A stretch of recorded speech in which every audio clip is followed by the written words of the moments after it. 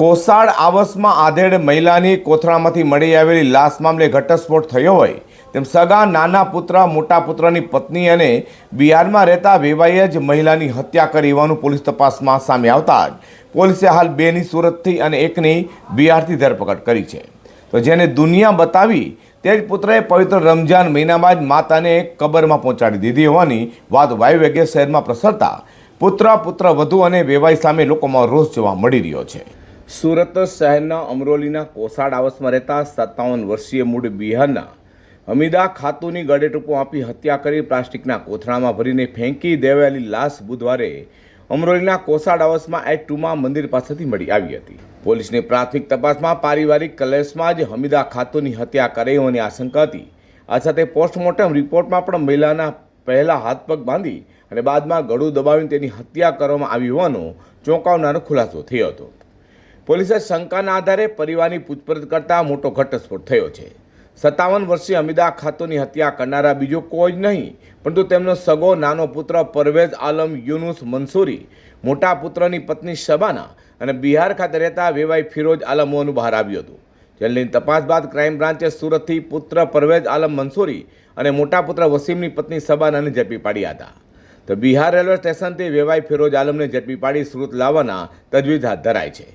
તપાસમાં હત્યારા પુત્ર પરવેઝ અને તેના મોટાભાઈની પત્ની શબાના વચ્ચે પ્રેમ સંબંધ હોવાનું અને ઘરકંકાસથી કંટાળી બંને માનો કાંટો કાઢવા બિહારથી શબાનાના પિતા ફિરોઝ આલમને બોલાવી સાથે મળી હત્યા કરી હોવાનું સામે આવ્યું છે.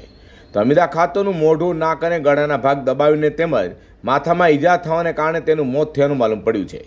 હત્યા સમયે હમીદા ખાતુના પગ અને હાથ બાંધી દીધા હતા.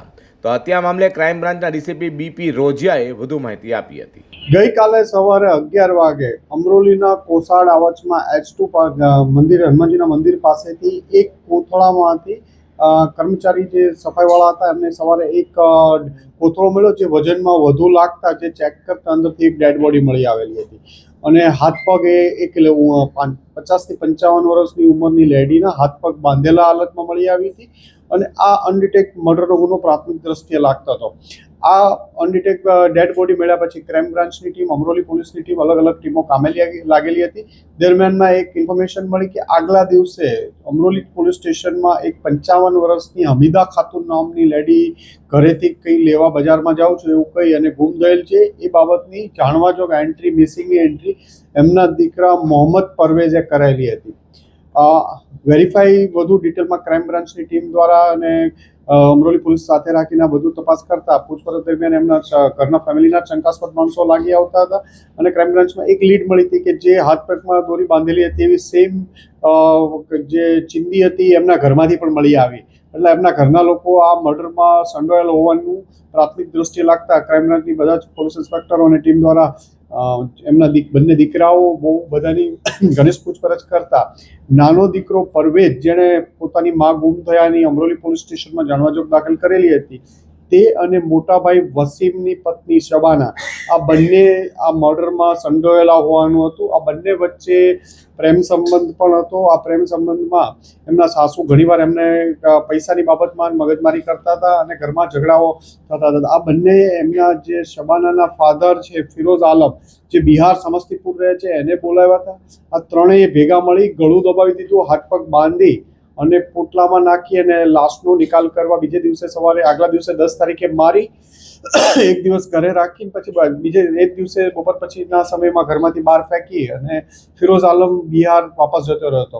ક્રાઇમ બ્રાન્ચની ટીમે કાલ આ બંનેના ઇન્ટરોગેશનના કન્ફેશન પછી તરત જ એની માહિતી મેળવી અને બિહાર એસટીએફ સાથે મદદ લઈ અને એને તરત જ પટના રેલવે સ્ટેશન પાસેથી એને પણ ડિટેન કરાયો છે.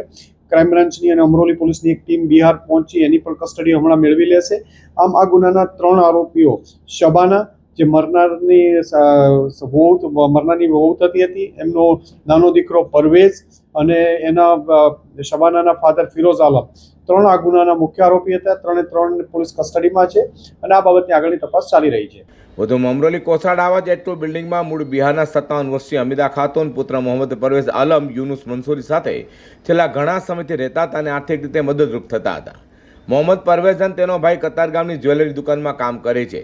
10 માર્ચની સવારે 11 વાગે નરસામાં હમીદા ખાતુન બજારમાં કપડાં લેવાનું રહી ગયા છે.